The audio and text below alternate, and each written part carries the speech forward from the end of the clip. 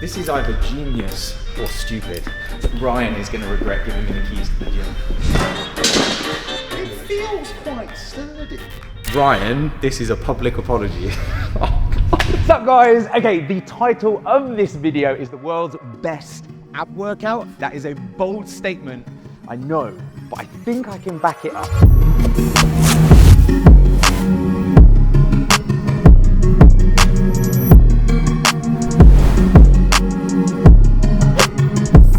So what I'm going to be doing is taking you through a routine that I basically used for a lot of my athletic adventures, whether it was the world's longest rope climb, world's strongest marathon, or when I floated all the way around Great Britain. And we're going to sort of talk about comprehensively training the core, whether that's the rectus abdominis, transverse abdominis, obliques, serape effect, everything. And if none of that makes any sense, don't worry. I'll be explaining them as I go through. So enough sports science, let's get on with it. So first up, I like to start all of my ab workouts with probably one of the hardest, and this is called the Dragon Flag, made popular by Bruce Lee or the Rocky movie where he's fighting Ivan Drago, and he's there, I think he's in Siberia or Russia, and he's doing them kind of off a sort of massive beam in a barn. If you've seen it, you'll know what I mean, but basically what we're doing is we're forcing the eccentric contraction in the abs. Eccentric just means that the muscles are in tension, but they're lengthening. And what's interesting is you can always basically lower more weight than you can lift. So eccentrically, you can generate more force than you can concentrically, where the muscle's in tension but shortening. To put that really simply, imagine a bicep curl or a bench press. You can basically lower more weight than you can actually lift, and that's what we're doing here. Eccentric contractions are great to use, they're a great tool, but they put a lot of stress on the central nervous system, adrenal fatigue, so kind of use them sparingly. So it can be brutal on the abs, and that's why I start with them slow and controlled, should lick a little something like this.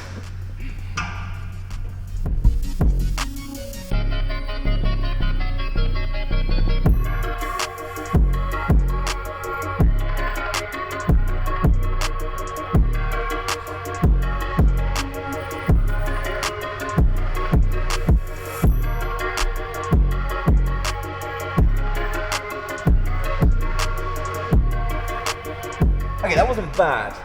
I've got an idea. It might be a bad idea to make these a little bit cheekier. Bear with me.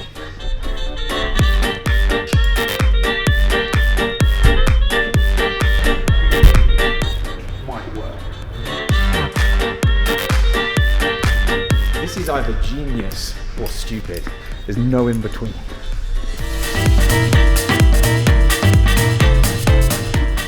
I've never actually done this before, so I talk a big game, and I've promised people the world's best ab workout.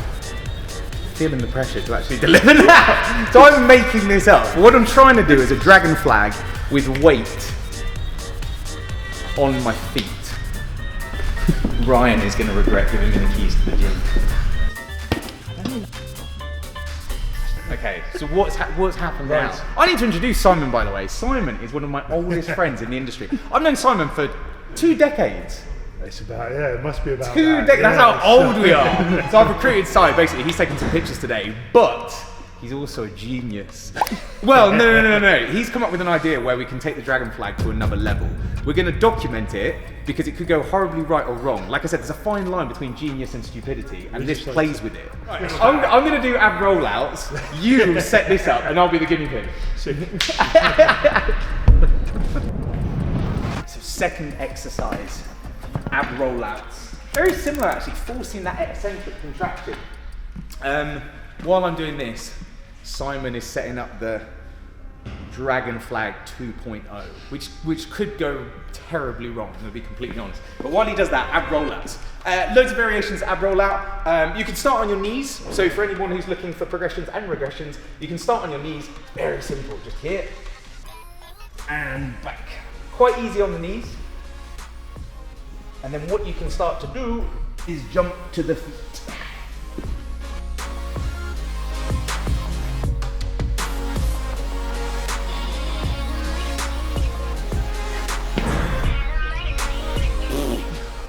You're set next. No.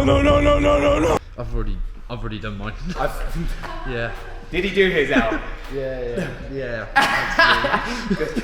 So with each set as well, what's really interesting about this is its range of motion. People talk about progressive overload all the time, and so often when in the gym people just think progressive overload, they just think in terms of weight, strength, your body's ability to generate force. Whereas what's really interesting about this is because it's your body weight, that stays fairly consistent. The goal is range of motion. You've got to get so low, so deep in that ab rollout.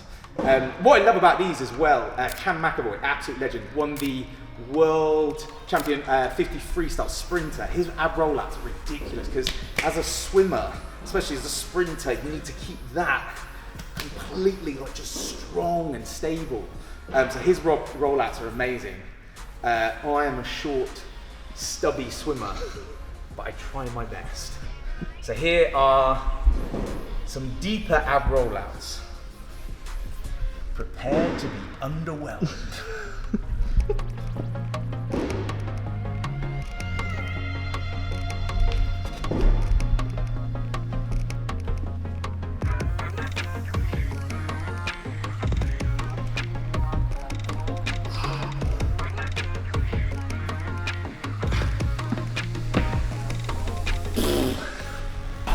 Punchy.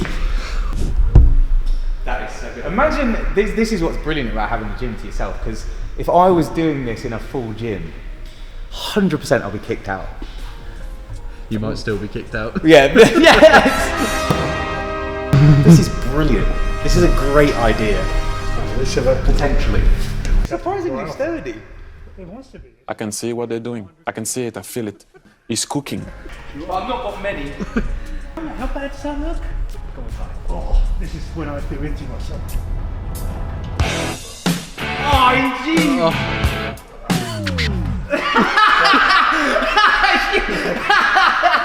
Yeah. Now when I get home with a bad back. That was hilarious. Come on. That wasn't that bad, was it? Jay, his face. Not too bad. As he pops his hernia back in. I was just holding the ref. That was amazing. It was just the way you gave it all the beans. I went, it's fine. This is escalated. I just started out, I was going to do a nice, like, sports sciencey vlog with some genuine strength and conditioning, and it's really quickly escalated. This plays with the boundaries of common sense and sports science. But I like it. Now, have you seen this? Have you seen what we're doing? It's your set next. Oh, yeah. Put some more on for me. Look it higher. How much of a deficit do we need? I just think it was cool on elevated. Sweet. It feels quite sturdy. Famous last words. Don't That's an SMH build. say that. So really. If I get 4 reps, do I get a meat castle?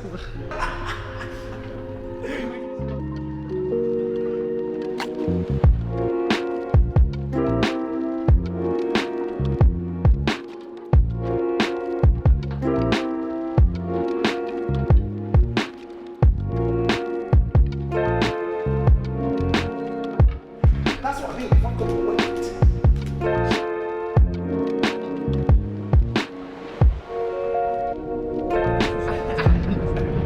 Next up, med ball throws. Reason we're doing these is something known as the Serape effect. Serape effect basically just talks about how the rectus abdominis, transverse abdominis, obliques all work to diagonally generate force over rotation. If you think about it, it's very sport specific. Serape effect is involved in everything from javelin, golf, even throwing a punch. And what's really interesting, I think, like when you look at boxing, so often the hardest puncher in the world isn't the person with the strongest arm, because you don't throw a punch like this. It comes from the feet, you wind up, bah. So that's why I think when you look at Deontay Wilder, when you look at Francis Ngannou, they throw a punch, it starts in the feet, they wind up, Serape effect, and then they generate force. So that is what we're going to condition now. Worth noting is Ryan has obviously given me the keys to the gym. I was under strict instructions not to throw the ball against the wall. He didn't say anything about throwing it against the cable machine. Now this is fairly sturdy. It could go wrong. I've got to be quite accurate with where I place the ball. Should look a little something like this. If this goes wrong, Ryan, this is a public apology. Oh, God.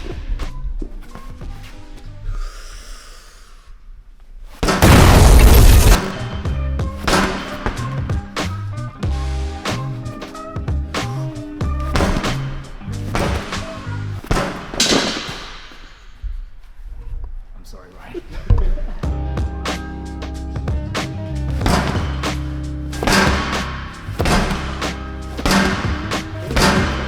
Getting pretty accurate. Simon hates shooting me. He's actually a real photographer.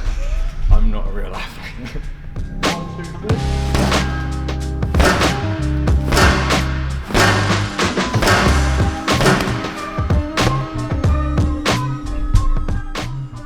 Okay, so final exercise. I think this is what it's called. It's what I call it anyway. Alligator walks into a pike. It's almost like a moving plank into a pike. I think what's interesting with this is you kind of need a bit of a slidey surface. So some AstroTurf is amazing. Sometimes I put my feet on some discs. You can get slidey discs. Sometimes these work well. These don't, because I know it's going to sound so strange, the hole's quite small, so you can't really fit your big toe in there. So what I've done is I've gone and stole some paper from the printer, which looks odd, but honestly, it just works just as well. And it's just gonna, you can put your feet on this, it just gives you that kind of slidable surface. So if you don't have fancy sliders, if your feet don't fit into some 2.5K discs, don't worry. Steal some paper from a printer. Don't blame me.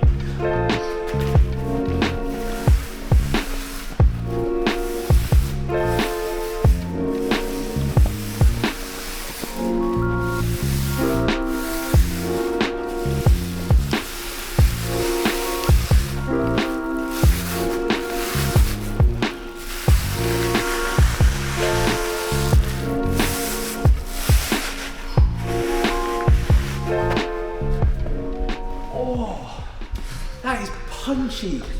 I think what's nice about that as well is everybody talks about when you're training your core, they talk about the rectus abdominis. Rectus abdominis is the one that basically gives the nice illusion of a six pack, whereas like so few people actually train your transverse abdominis. Transverse abdominis sort of wraps around the stomach like a corset, and it's what basically keeps the spine and everything tight and stable during a squat, a deadlift. And what's great about this is it just trains everything. Rectus abdominis, obliques, anti-rotation, and transverse abdominis to keep everything tight.